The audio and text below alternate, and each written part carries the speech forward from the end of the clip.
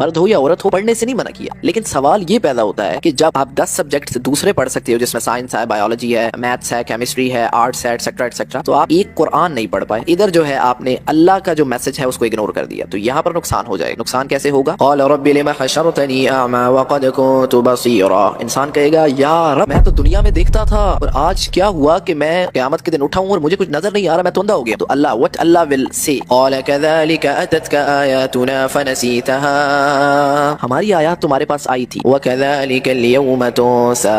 تم نے ہماری آیات کو اگنور کیا تو لو آج ہم نے تمہیں اگنور کر دیا، بھلا دیا، جاؤ۔ تو میں بس یہ کہتا ہوں کہ میں خود جو ہے وہ سائیکالوجی کا اسٹوڈنٹ ہوں، بزنس کا اسٹوڈنٹ ہوں، کیمبرج سے میں پڑھ رہا ہوں، تو آپ وہ بھی پڑھو، سب کچھ ساتھ پڑھو، لیکن قرآن بھی پڑھو ساتھ، آپ حدیث بھی ساتھ پڑھو، سارا کچھ بیلنس کرو، کیونکہ آپ کی یہ بھی ضرورت ہے، آپ کی یہ بھی ضرورت ہے۔ سائنس ہے، اگر سائنس میں میڈیکل ہے، یہ سائنس ایک سبجیکٹ ہے، قرآن میں 1000 آیات جو ہے وہ سائنس پر ہے، تو یہ بھی ادھر سے نکلا ہوا ہے، تو سب پڑھو، لیکن قرآن کو اگنور نہیں کرنا، پہلی پریورٹی جو ہے وہ قرآن ہے، یہ بھی ساتھ ساتھ لے کر چلو۔